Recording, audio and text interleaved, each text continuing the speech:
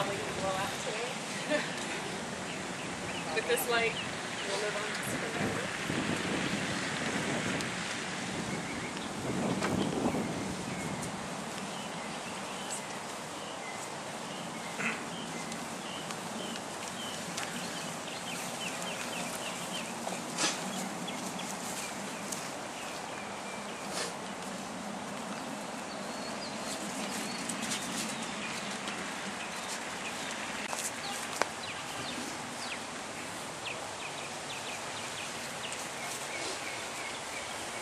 Hi, for all that might not know me, I'm Tanya Chapman. I'm Bob's daughter, his oldest daughter.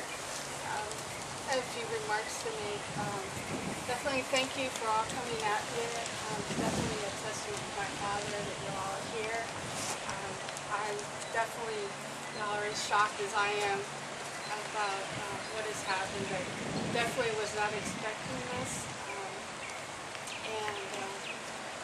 Over the last 4 or 5 days, I've had moments where I have cried over my father.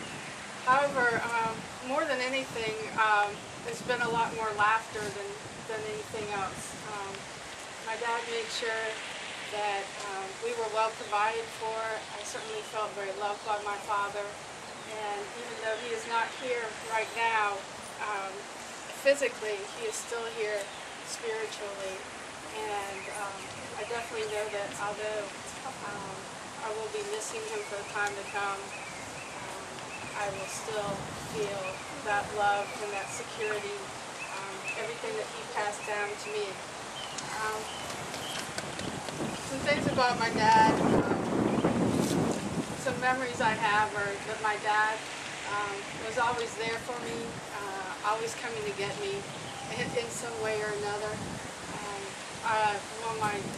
One of the recent memories I've had just prior to his death was we lived on Lake Michigan, and we had a couple boats. One of them was an aluminum boat that had a motor on the back and a couple big oars. I must have been 6 or 7. I thought one day that I could take this out by myself.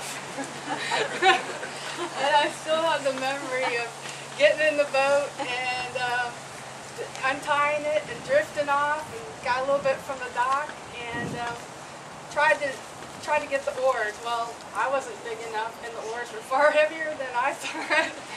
And all I could do was drift out on the lake. And I remember my dad coming down the lawn, jump off the dock, and swimming after me and bringing me back into shore. And that definitely has been a theme.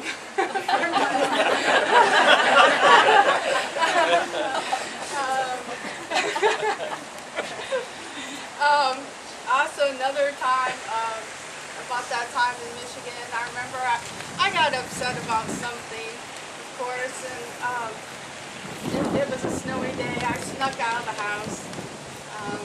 We lived out in the country. I walked up the dirt lane, up the dirt hill, and didn't get too far by the main road, and realized maybe I didn't know what I was doing.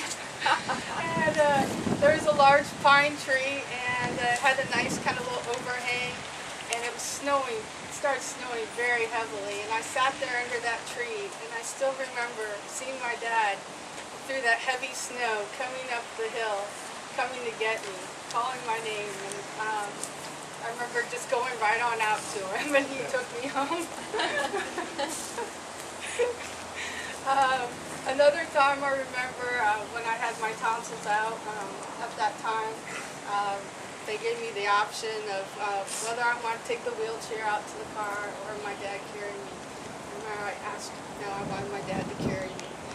And I remember when we got home very clearly. I remember the morning light and my dad taking me into their bedroom and laying me in the middle of their big bed. And that's just something, some things you just always never forget. Other things of my dad teaching me how to dance. For all you are the older, maybe like Bobby Vinton, Blue Velvet, and standing on my dad's feet and dancing. And as I got older and we started to go to weddings and other events, I remember dancing with my father to Elvis Presley and Can't Help Falling in Love. And my dad would sing that to me in my ear. And every time I hear that song, I have it on my iPod. I got both of them just from my dad. And as a matter of fact, when we saw him Tuesday for the last time, I put the iPod in his ears and played it for him.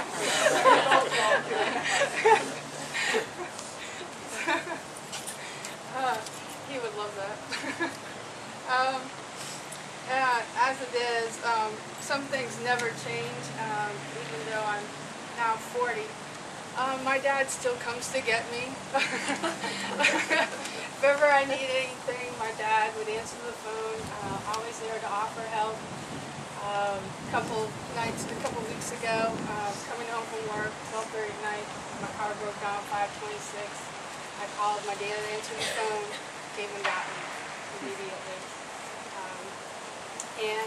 Then just last week, I lost my keys while I was at work, and I called my dad in the morning, and he got my keys for me.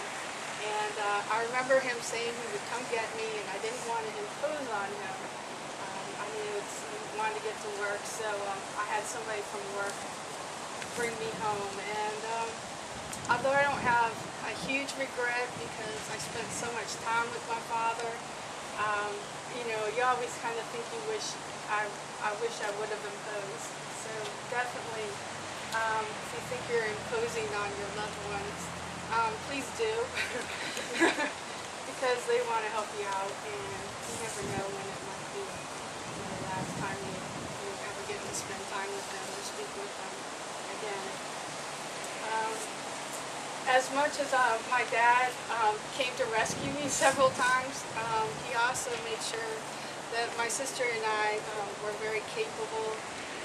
I remember that my dad was rather unmerciful, relentless. I played tennis when I was younger. My dad would put me up at the net and then drill balls at me as hard as possible. It didn't matter. He also taught me, you know, how to change a tire, how to do oil changes. Taught me about, he did teach me about the checkbook, whether I follow that advice or not. It's another thing. And I remember being kind of a young adult, and I had a friend of mine come over that my partner and I just I was an EMT. I was doing something, male partner of mine came over, and I was going to organize the closet and put some sort of organized system in there, and it needed drill. And my partner goes and picks up the drill, and my dad grabs it out of his hand, and he's like, "She can do that." He always made sure, you know, that we knew what we were doing. We were very capable, that I wouldn't need anybody else. And I know now with my father is no longer here, that, you know, I do feel very capable in everything that he left behind and everything that he taught me, that I'll be prepared to go on and take care of his mom.